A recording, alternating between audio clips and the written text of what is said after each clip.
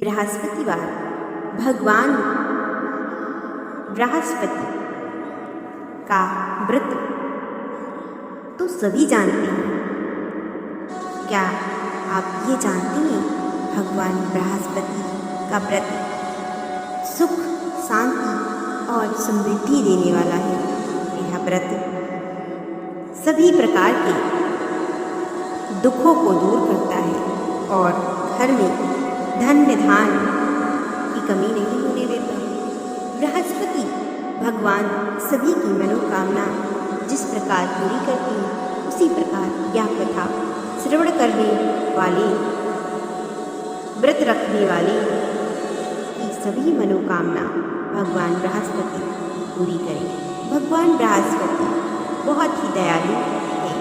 भगवान बृहस्पति की साधारण सी विधि बृहस्पतिवार को भगवान बृहस्पति का जो व्रत है उसकी बहुत ही जरूरी जानकारी यह है कि आप पीली वस्त्र धारण करें और केले का वृक्ष उसी की पूजा करें और उसी के पास पूजा करें। अगर केले का वृक्ष आपके आसपास नहीं है तो आप मंदिर जाकर पूजा कर सकते हैं, मगर यह व्रत आप अपने घर पर करें तो ज़्यादा ही अच्छा माना जाता है। तो बोलिए बृहस्पति भगवान की जय। पूजा विधि कुछ इस प्रकार है, आइए जानते हैं।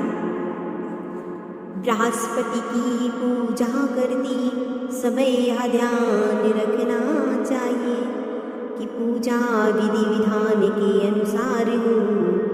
व्रत वाले दिन प्रातः काल उठकर बृहस्पति देव का पूजन करना चाहिए।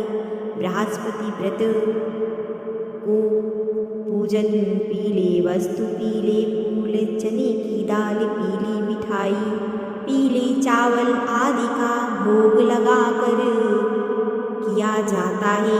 इस व्रत में केले का पूजा ही करें। कथा और पूजन के समय मन, क्रम और वचन से शुद्ध होकर मनोकामना पूरी के लिए बृहस्पति देव से प्रार्थना करनी चाहिए।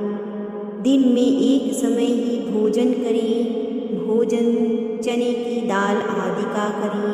नमक ना खाएं। पीले वस्त्र पहने, पीले फूलों, पीले फलों का प्रयोग करें। पीले चंदन से पूजन करें। पूजन के बाद भगवान बृहस्पति की कथा सुननी चाहिए, जो कुछ इस प्रकार है। बृहस्पतिवार व्रत कथा श्रवण कीजिए। प्राचीन काल की बात है। किसी राज्य में एक बड़ा प्रतापी तथा दानी राजा रहता था। वह प्रत्येक गुरुवार को व्रत रखता एवं भूखे को, गरीबों को दान देकर पुण्य प्राप्त करता था। परंतु यह बात उसकी रानी को अच्छी नहीं लगती थी। वह ना तो व्रत करती थी और ना ही किसी को एक भी पैसा दान में देती थी।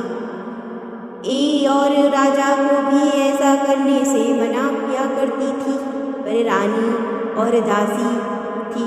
उसी समय गुरुवार बृहस्पति देव साधु का रूप धारण कर राजा के दरवाजे पर भिक्षा मांगने को आए। साधु ने जब रानी से भिक्षा मांगी तो वह कहने लगी, हे साधु महाराज, मैं इन दान और पुण्य से तंग आ गई हूँ। आप कोई ऐसा उपाय बताइए जिससे कि सारा धन नष्ट हो जाए और मैं आराम से रह सकूं। बृहस्पति देव ने कहा, हे देवी, तुम बड़ी विचित्र हो। संतान और धन से कोई दुखी नहीं होता है। अगर अधिक धन है तो इस शुभ कार्यों में लगाओ। तुम्हारी कन्याओं का विवाह करवाओ, विद्यालय और बाग बगीचों का निर्माण कराओ, जिससे तुम्हारे दोनों लोग सुधरे। परंतु साधु की इन बातों से रानी को खुशी नहीं हुई। उसने कहा, मुझे ऐसे धन की आवश्यकता नहीं है जिसमें दान दूं और जिसे संभालने में मेरा सारा समय नष्ट हो जाए। तब साधु ने कहा, यदि तुम्हारी ऐसी इच्छा है तो मैं जिसे तुम्हें बताता हूँ तुम वैसा ही करना। बृहस्पति वार के दिन तुम घर को गोबर से लीपना और अपने केश को पीली मिट्टी से धोना। केशों को धोते समय स्नान करना। राजा से जामत बनाने को कहना। भोजन में मांस मदिरा खाना। कपड़े धोबी के यहाँ धुलने डालना। इस प्रकार 7 बृहस्पतिवाद करने से तुम्हारे समस्त धन नष्ट हो जाएगा। इतना कहकर साधु रूपी बृहस्पति देव अंतर्ध्यान हो गए। साधु के कहे अनुसार करते हुए रानी को केवल 3 बृहस्पतिवार ही बीते थे कि उसकी समस्त धन संपत्ति नष्ट हो गई। भोजन के लिए राजा का परिवार तंग तरसने लगा। अब एक दिन राजा रानी से बोले, हे रानी, तुम यहीं रहो, मैं दूसरे देश को जाता हूँ, क्योंकि यहाँ पर सभी लोग मुझे जानते हैं, इसीलिए मैं कोई छोटा कार्य नहीं कर सकता। ऐसा कहकर राजा परदेश चला गया। वह जंगल से लकड़ियाँ काट कर लाता और शहर में बेचता। इस तरह वह अपना जीवन व्यतीत करने लगा। इधर राजा के परदेश जाते ही रानी और दासी दुखी रहने लगी। एक बार जब रानी और दासी को 7 दिन तक बिना भोजन के रहना पड़ा तो रानी ने अपनी दासी से कहा, हे दासी, पास ही के नगर में मेरी बहन रहती है, वह बड़ी धनवान है, तू उसके पास जा और कुछ ले आ, ताकि थोड़ा बहुत गुजारा बस हो जाए।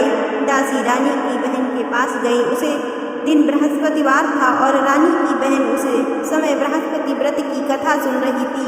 दासी ने रानी की बहन को अपनी रानी का संदेश दिया, लेकिन रानी की बड़ी बहन ने कोई उत्तर ना दिया। जब दासी को रानी की बहन से कोई उत्तर ना मिला तो वह बहुत दुखी हुई और उसने क्रोध भी आया। दासी ने वापस आकर रानी को सारी बात बता दी। सुनकर रानी ने अपने भाग्य को कोसा। उधर रानी की बहन ने सोचा कि मेरी बहन की दासी आई थी, परंतु मैं उससे नहीं बोली, इससे वह बहुत दुखी हुई होगी। कथा सुनकर और पूजा समाप्त कर वह अपनी बहन के घर आई और कहने लगी, हे बहन, मैं बृहस्पतिवार का व्रत कर रही थी, तुम्हारी दासी मेरे घर आई थी, परंतु जब तक कथा होती तब तक ना उठते हैं और ना ही बोलते हैं, इसीलिए मैं नहीं बोली। कहो दासी, क्यों गई थी? रानी बोली, बहन, तुमसे क्या छुपाऊं, हमारे घर में खाने तक को अनाज नहीं था। ऐसा कहते रानी की आंखें भर आई। उसने दासी समेत पिछले 7 दिनों से भूखी रहने तक की बात अपनी बहन को विस्तार पूर्वक सुना दी। रानी की बहन बोली, देखो बहन, भगवान बृहस्पति देव सबकी मनोकामनाओं को पूर्ण करते हैं। देखो, शायद तुम्हारे घर में अनाज रखा हो। पहले तो रानी को विश्वास नहीं हुआ, पर बहन की आग्रह करने पर उसने अपनी दासी को अंदर भेजा तो उसने सचमुच अनाज से भरा एक घड़ा मिला। यह देखकर दासी को बहुत हैरानी हुई। दासी रानी से कहने लगी, हे रानी, जब हमको भोजन नहीं मिला तो हम व्रत ही तो करते हैं, लेकिन इसीलिए क्यों ना इनसे व्रत और कथा की विधि पूछ ली जाए ताकि हम भी व्रत कर सकें। तब रानी ने अपनी बहन से बृहस्पतिवार व्रत के बारे में पूछा। उसकी बहन ने बताया, बृहस्पतिवार के व्रत में चने की दाल और मुनक्के से विष्णु भगवान का केले की जड़ से पूजा करें और दीपक जलावें, व्रत कथा सुने और पीले भोजन ही करें। इससे बृहस्पति देव प्रसन्न होते हैं।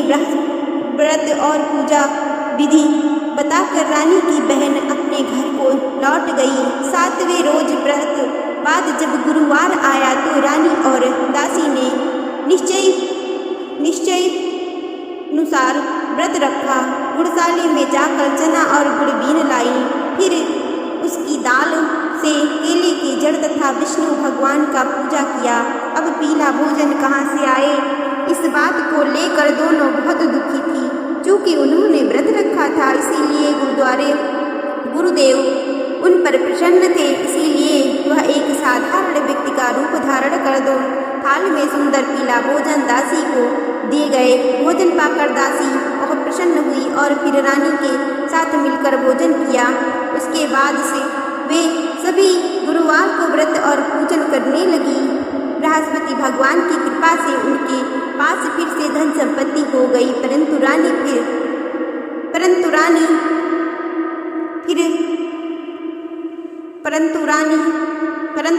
फिर से पहले की तरह आलस्य करने लगी। तब दासी बोली, देखो रानी, तुम पहले भी इसी प्रकार आलस्य करती थी, तुम्हारे धन रखने में कष्ट होता था, इसके कारण सभी धन नष्ट हो गया। अब जब भगवान गुरुदेव की कृपा से धन मिला है तो तुम फिर से आलस्य होता है। बड़ी मुसीबत से के बाद हमने यह धन पाया है, इसीलिए हम दान पुण्य करना चाहिए, भूखे मनुष्यों को भोजन कराना चाहिए और धन को शुभ कार्यों में खर्चा करना चाहिए, जिससे तुम्हारे कुल का यश बढ़ेगा, स्वर्ग की प्राप्ति होगी और पितृ प्रसन्न होंगे। दासी की बात मानकर रानी अपने धन सुख कार्यों में खर्चा करने लगी, जिससे पूरे नगर में उसका यश फैलने लगा। तो जिस प्रकार बृहस्पति भगवान ने रानी और दासी पर कृपा की, उसी प्रकार सभी मनुष्यों पर कृपा करे। बोलिए बृहस्पति भगवान की जय।